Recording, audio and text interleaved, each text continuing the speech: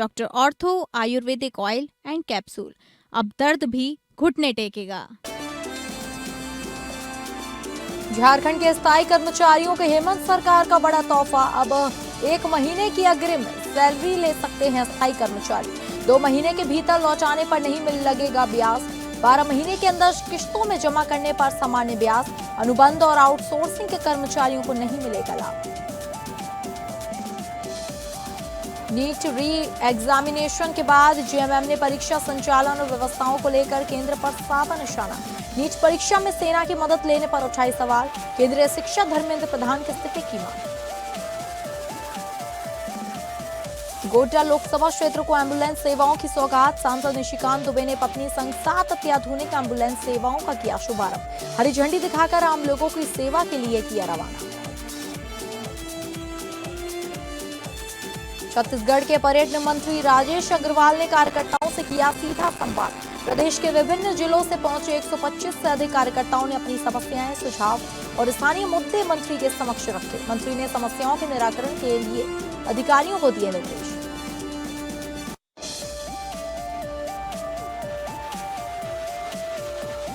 नमस्कार, आप सभी का बहुत स्वागत है स्टेट लाइव में। मैं हूं आपके साथ अंकिता सिंह। स्टेट लाइव की शुरुआत करेंगे झारखंड की खबरों से, जहां हेमंत सोरेन ने झारखंड के सरकारी कर्मचारियों के लिए एक बड़ी सौगात के तौर पर विशेष परिस्थिति में 1 महीने का अग्रिम वेतन भुगतान करने का निर्णय लिया है, जिसके तहत किसी भी स्थायी कर्मचारी के लिए सरकार द्वारा 1 महीने का अग्रिम वेतन उपलब्ध कराया जाएगा। तो वहीं उन्हें ये अग्रिम वेतन अगले 2 महीने के अंदर वापस करने पर एक भी ब्याज नहीं देना पड़ेगा। और यदि कोई कर्मचारी 2 महीने के अंदर राशि वापस नहीं कर पाता है तो 12 महीने के अंदर वो सामान्य ब्याज के साथ उसे किश्तों में भी जमा कर सकता है। आपको बता दें कि सरकार द्वारा इस पहल की मांग काफी समय से झारखंड राज्य कर्मचारी महासंघ द्वारा की जा रही थी, जिसे आखिरकार पूरा कर सरकार ने बड़ा कदम उठाया। हालांकि इस फैसले के तहत ना तो पेंशनर्स और ना ही अनुबंध या आउटसोर्स पर कार्यरत कर्मचारी को कोई लाभ मिल सकेगा। इसके अलावा अग्रिम वेतन की राशि का भुगतान पूरी तरह से होने के पश्चात ही दूसरी बार कर्मचारी अग्रिम वेतन ले सकते हैं। एक रिपोर्ट के अनुसार वर्तमान में झारखंड के सरकारी विभागों में कुल स्वीकृत पदों की संख्या लगभग 5.33 लाख है, जिसके मुकाबले वर्तमान में लगभग 1.83 लाख नियमित सरकारी कर्मचारी कार्यरत हैं। इसके अलावा राज्य में लगभग 1.60 लाख संविदा और आउटसोर्सिंग कर्मचारी भी कार्यरत हैं, जो सचिवालय से लेकर पंचायत स्तर तक अपनी सेवाएं दे रहे हैं। ऐसे में लाजमी है कि इस फैसले से स्थायी कर्मचारियों को नई परिस्थितियों में बेहतरीन लाभ मिलेगा।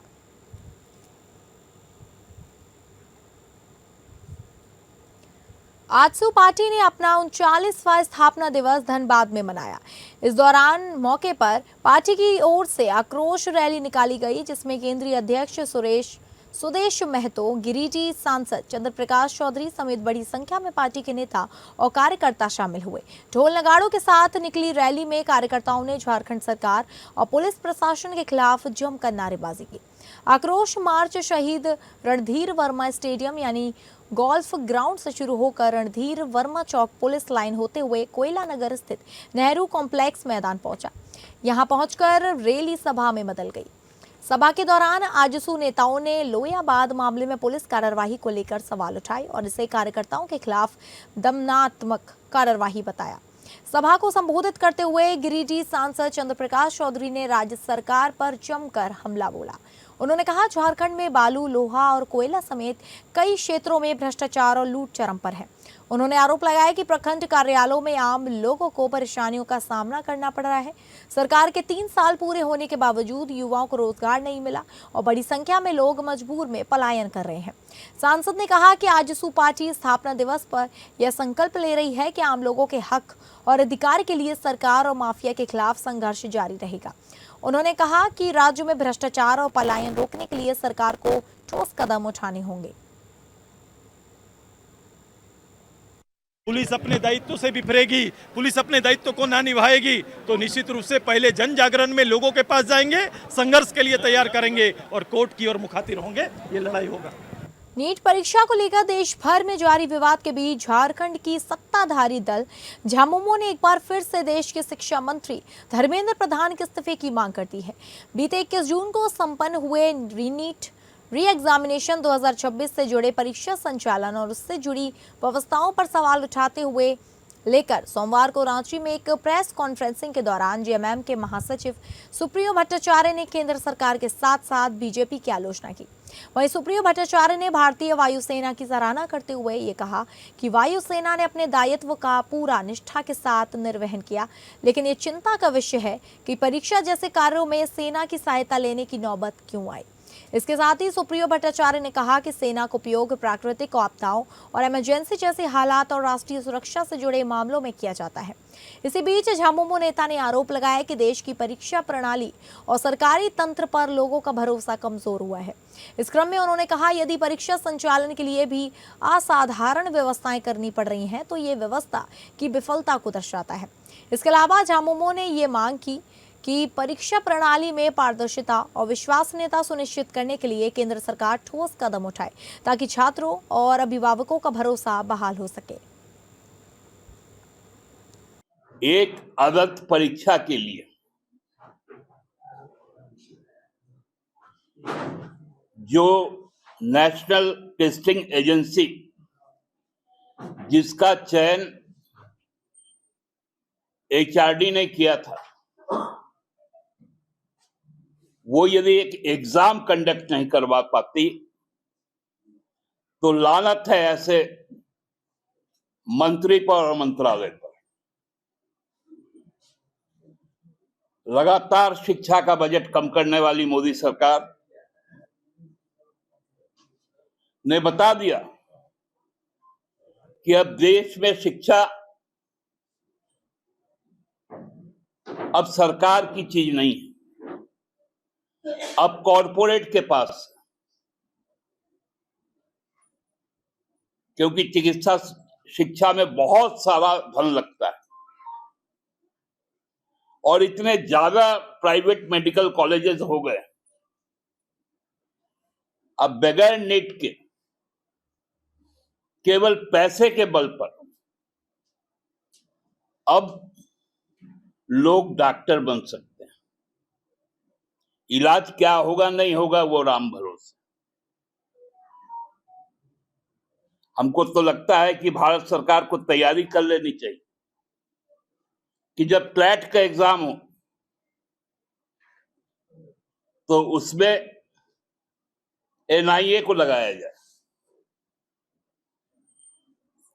जब यूपीएससी का एग्जाम हो तो उसमें ईडी को लगाया जाए, और जब जॉइंट एंट्रेंस एग्जामिनेशन जो इंजीनियरिंग का होता है उसमें सीबीआई को लगा दिया जाए। बाबा नगरी देवघर में सोमवार को स्थानीय सांसद निशिकांत दुबे ने मानव सेवा की दिशा में एक महत्वपूर्ण पहल करते हुए 7 अत्याधुनिक एम्बुलेंस सेवाओं का शुभारंभ किया। सांसद निशिकांत दुबे और उनकी पत्नी ने संयुक्त रूप से एम्बुलेंस को हरी झंडी दिखाकर उन्हें आम लोगों की सेवा के लिए रवाना किया। यह सभी एम्बुलेंस गोड्डा लोकसभा क्षेत्र के विभिन्न हिस्सों में संचालित होंगी और मधुपुर, देवघर, जरमुंडी, महागामा, पोरियाहाट तथा गोड्डा विधानसभा क्षेत्रों के लोगों को आपातकालीन स्वास्थ्य सुविधाएं उपलब्ध कराएंगी। इसका उद्देश्य गंभीर मरीजों को समय पर अस्पताल पहुंचाकर बेहतर चिकित्सा सुविधाएं सुनिश्चित कराना है। सांसद निशिकांत दुबे ने बताया कि इन एम्बुलेंसों का संचालन और तकनीकी प्रबंधन मेडुलेंस कंपनी द्वारा किया जाएगा। सभी एम्बुलेंस आधुनिक तकनीक से लैस हैं और इसमें तैनात कर्मचारियों व पैरामेडिकल स्टाफ को विशेष प्रशिक्षण दिया गया है ताकि मरीजों को सुरक्षित और समयबद्ध तरीके से अस्पताल पहुंचाया जा सके। उन्होंने कहा कि इससे पहले भी वह सामाजिक संगठनों और सरकारी संस्थानों को 15 एम्बुलेंस उपलब्ध करा चुके हैं, लेकिन उनका दुरुपयोग होने की शिकायतें सामने आई। इसी कारण इस बार उन्होंने स्वयं उसकी निगरानी करने का निर्णय लिया। साथ ही एम्बुलेंस संचालन और देखरेख की जिम्मेदारी भाजपा के देवघर और गोड्डा जिला अध्यक्षों को सौंप दी गई है। गौरतलब है कि देवघर और गोड्डा जिले की स्वास्थ्य व्यवस्था को लेकर समय समय पर सवाल उठते रहे हैं। ऐसे में सांसद ने अपने व्यक्तिगत फंड से यह सेवा शुरू कर स्वास्थ्य सुविधाओं को मजबूत करने की कोशिश की है। सांसद की इस पहल का स्थानीय लोगों ने स्वागत करते हुए इसे जनहित में एक सराहनीय कदम बताया। आज जिस सेवा का हमने उद्घाटन किया, माननीय प्रधानमंत्री जी का, आपको पता है 12 साल पूरा हो रहा है और ये पखवाड़ा चल रहा है 12 साल का कि हमने 12 साल में क्या किया। उस 12 साल में यदि माननीय प्रधानमंत्री जी ने कहीं सबसे ज्यादा पैसा दिया तो उसमें गोड्डा लोकसभा, और पिछले 2009 से लेके 2025 तक हमने कम से कम 15 एम्बुलेंस दिए सरकार को या सामाजिक संगठन को। और मेरा कंक्लूजन ये है पिछले 16 साल का 2009 से लेके 2025 तक का कि एम्बुलेंस लेने में जितना लोग आगे बढ़ जाते हैं या एम्बुलेंस का डिमांड जितना करते हैं वो एम्बुलेंस चला नहीं पाते। धनबाद पुलिस ने मोटरसाइकिल चोरी करने वाले एक संगठित गिरोह का खुलासा करते हुए बड़ी सफलता हासिल की। निरसा अनुमंडल क्षेत्र में लगातार हो रही बाइक चोरी की घटनाओं पर कार्रवाई करते हुए पुलिस ने 5 अपराधियों को गिरफ्तार किया है। गिरफ्तार अपराधियों के पास से चोरी की 13 मोटरसाइकिल और बाइक चोरी में इस्तेमाल किया जाने वाला विशेष औजार बरामद किया गया। इस संबंध में जानकारी देते हुए धनबाद के ग्रामीण एसपी एस मोहम्मद याकूब ने बताया कि मामला कालू बथान ओपी क्षेत्र का है, जहां 19 जून को एक मोटरसाइकिल चोरी की घटना सामने आई थी। इसके बाद वरीय पुलिस अधीक्षक धनबाद के निर्देश पर अनुमंडल पुलिस पदाधिकारी निरसा के नेतृत्व में छापेमारी टीम का गठन किया गया। पुलिस टीम ने गुप्त सूचना के आधार पर 21 जून को नया डांगा काली मंदिर मैदान के पास छापेमारी कर 5 आरोपियों को चोरी की बाइक के साथ धर दबोचा। गिरफ्तार आरोपियों की पहचान अमित कुमार चौहान, मनीष कुमार दुबे, सूरज हेम्ब्रम, चंदन कुमार और राजकुमार के रूप में हुई है। सभी आरोपी निरसा थाना क्षेत्र के रहने वाले बताए गए हैं। पूछताछ में आरोपियों ने खुलासा किया कि वे लोग संगठित होकर मोटरसाइकिल चोरी की घटनाओं को अंजाम देते थे। पुलिस के अनुसार आरोपी चोरी की बाइक का नंबर प्लेट तोड़ देते थे, चेंचिंस नंबर मिटाकर और बाइक का रंग बदलकर उसे बेच देते थे। पुलिस ने आरोपियों की निशानदेही पर अलग अलग थाना क्षेत्रों से चोरी की गई 13 मोटरसाइकिल बरामद की और साथ ही बाइक का लॉक तोड़ने और स्टार्ट करने में इस्तेमाल होने वाला पेचकस जैसा औजार भी जब्त किया गया है। जैसे ही अनुसंधान शुरू किया है, टीम को सूचना मिला था कुछ लोगों के द्वारा चोरी हुआ मोटरसाइकिल को बेचने के लिए प्रयास कर रहे हैं और जगह भी हमको सूचना मिला था। वो जगह है नया डांगा काली मंदिर, निरसा के अंदर आता है। जैसे ही सूचना मिला है 21 तारीख को अराउंड 2:30 बजे टीम वहां पर पहुंचा है। पहुंचने के बाद उस एरिया को घेराबंदी करके इन लोगों को पकड़ने के प्रयास किया। जैसे पुलिस टीम को देखते हुए ये लोग भागने के प्रयास किए हैं और बल के साथ उन लोगों को पकड़ के उन लोगों को पूछताछ करने पर ये लोग अपना नाम वगैरह बता के और जो रीज़न के लिए वहाँ आए थे वो भी बताएं कि वहाँ पर चोरी हुआ मोटरसाइकिल को बेचने के लिए प्रयास कर रहे थे। अब बात करेंगे बिहार की खबरों का रुख करके, जहां भागलपुर जिला विधिज्ञ संघ के वर्ष 2026 से 2028 के चुनाव को लेकर सरगर्मी तेज हो गई है। सोमवार को भागलपुर कचहरी परिसर में अध्यक्ष पद के प्रत्याशी मुक्ति प्रसाद सिंह, उपाध्यक्ष पद के प्रत्याशी भोला कुमार मंडल और संयुक्त सचिव पद के प्रत्याशी जयप्रकाश यादव व्यास ने अपने समर्थक अधिवक्ताओं के साथ विधिवत नामांकन पत्र दाखिल किया। नामांकन के दौरान कचहरी परिसर में उत्साहपूर्ण माहौल देखने को मिला। नामांकन जुलूस में बड़ी संख्या में अधिवक्ताओं ने भाग लिया और प्रत्याशियों के प्रति अपना समर्थन व्यक्त किया। सैकड़ों अधिवक्ताओं की मौजूदगी ने चुनाव को लेकर अधिवक्ता समुदाय में उत्साह, सक्रियता और एकजुटता को प्रदर्शित किया। पूरे परिसर में चुनावी चर्चा और समर्थकों की आवाजाही से माहौल काफी जीवंत रहा। इस अवसर पर प्रत्याशियों ने कहा कि यदि उन्हें अधिवक्ताओं का विश्वास और समर्थन प्राप्त होता है तो वे जिला विधिज्ञ संघ की गरिमा और प्रतिष्ठा को और मजबूत करने के लिए कार्य करेंगे। साथ ही अधिवक्ताओं के अधिकारों, कल्याण और संघ के समग्र विकास के लिए पारदर्शिता, निष्ठा और समर्पण के साथ प्रयास करने का भरोसा दिलाया। प्रत्याशियों ने उपस्थित सभी अधिवक्ताओं का आभार व्यक्त करते हुए आगामी चुनाव में समर्थन और सहयोग की अपील की।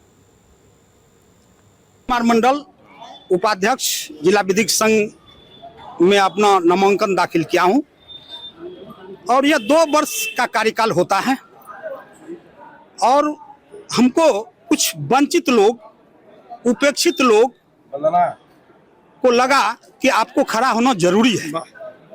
इसलिए खड़ा होना जरूरी है कि 26 जनवरी को कुछ लोगों को प्रशस्ति पत्र दिया गया और कुछ वंचित लोगों को नहीं दिया गया। उन लोगों ने अपनी व्यथा आकर के हमको सुनाई।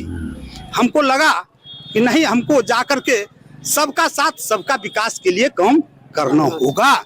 इसलिए हम आज आए हैं उस वंचितों का आवाज के लिए और सभी का आवाज बुलंद करने के लिए हम इस पद पर अपना नामांकन दाखिल किया हूँ।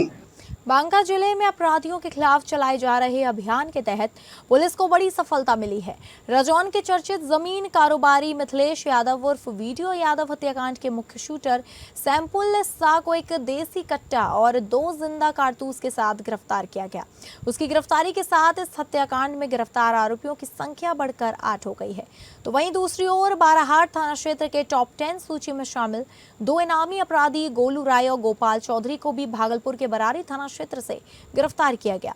दोनों पर 25-25 हजार रुपए का इनाम घोषित था और वे हत्या व हत्या के प्रयास के मामलों में फरार चल रहे थे। पुलिस ने कार्रवाई के दौरान एक देसी कट्टा, 2 जिंदा कारतूस और एक बिना नंबर की अपाचे बाइक बरामद की है। पुलिस अधिकारियों के अनुसार इन गिरफ्तारियों से जिले में सक्रिय आपराधिक नेटवर्क को बड़ा झटका लगा है। फरार अपराधियों की तलाश में छापेमारी अभियान लगातार जारी है।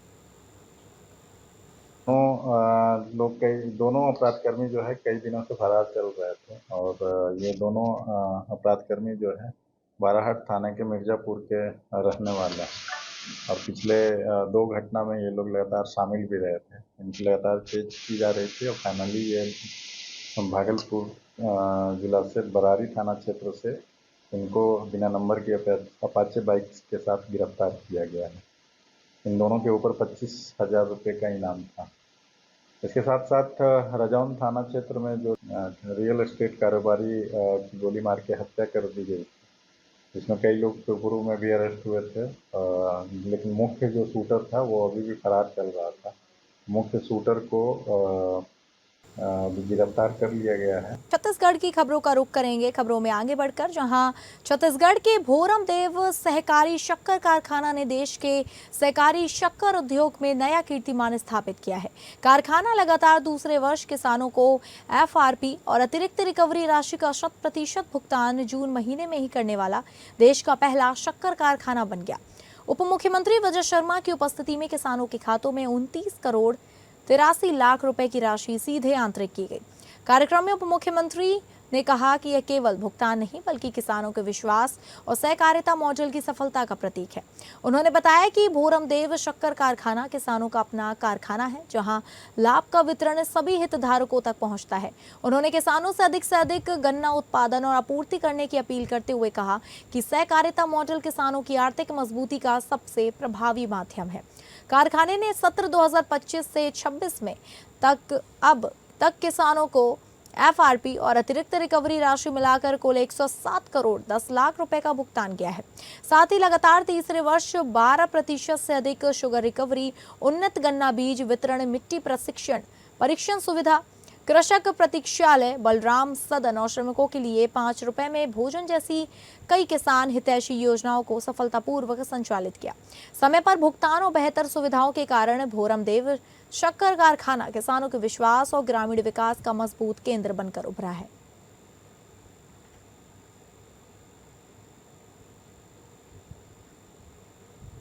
रायपुर में भाजपा प्रदेश कार्यालय स्थित सहयोग केंद्र में सोमवार को प्रदेश के पर्यटन, संस्कृति, धार्मिक न्याय एवं धर्मस्व मंत्री राजेश अग्रवाल ने कार्यकर्ताओं से सीधा संवाद किया। इस दौरान प्रदेश के विभिन्न जिलों में से पहुंचे 125 से अधिक कार्यकर्ताओं ने अपनी समस्याएं, सुझाव और स्थानीय मुद्दे मंत्री के सामने रखे।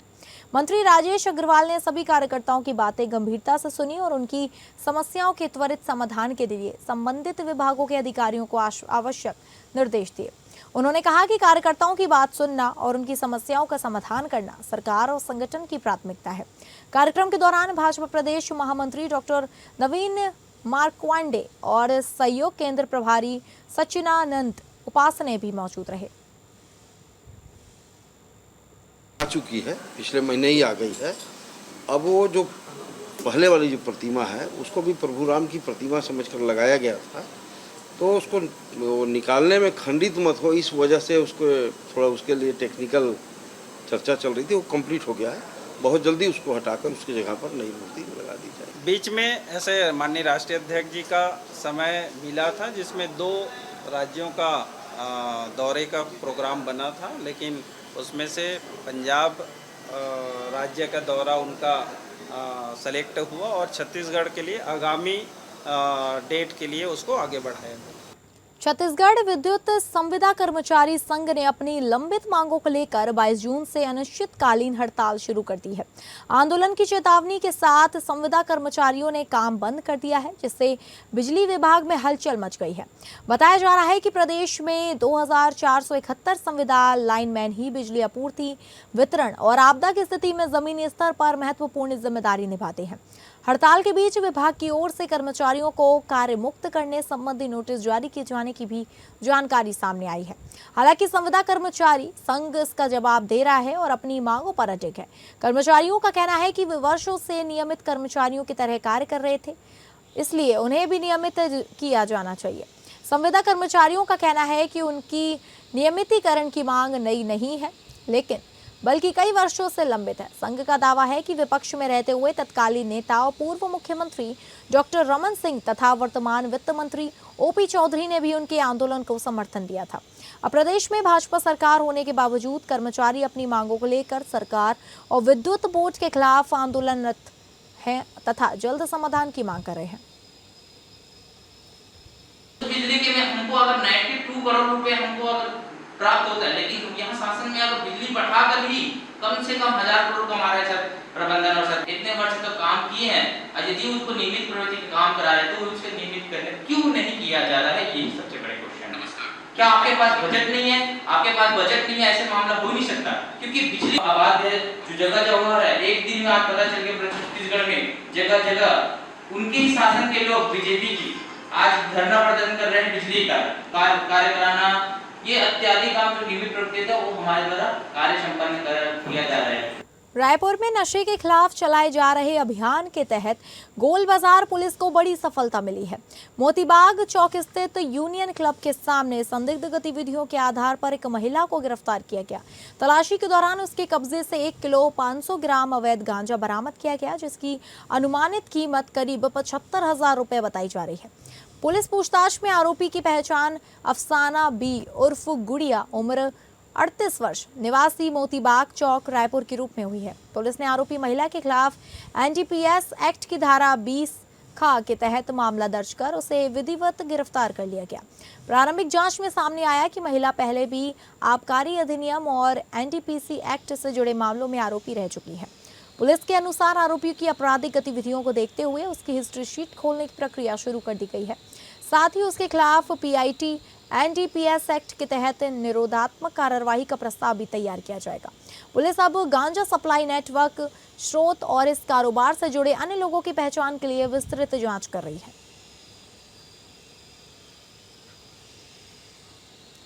अब रुक करेंगे महाराष्ट्र की खबरों का, जहां अमरावती जिले में सड़क दुर्घटनाओं पर अंकुश लगाने और दोपहिया वाहन चालकों की सुरक्षा सुनिश्चित करने के लिए कल से हेलमेट अनिवार्यता अभियान को और अधिक सख्ती से लागू किया जाएगा। पुलिस अधीक्षक निकेतन कदम ने बताया कि सड़क हादसों में सिर पर गंभीर चोट लगने के कारण कई लोगों की जान चली जाती है। ऐसे में हेलमेट का उपयोग जीवन रक्षक साबित हो सकता है। पुलिस अधीक्षक ने कहा कि यातायात शाखा और स्थानीय पुलिस की संयुक्त टीमों द्वारा पूरे जिले में विशेष जांच अभियान चलाया जाएगा। अभियान के दौरान बिना हेलमेट वाहन चलाने वालों की जांच की जाएगी और नियमों का उल्लंघन करने वालों के खिलाफ मोटर वाहन अधिनियम के तहत जुर्माने सहित कानूनी कार्रवाई की जाएगी।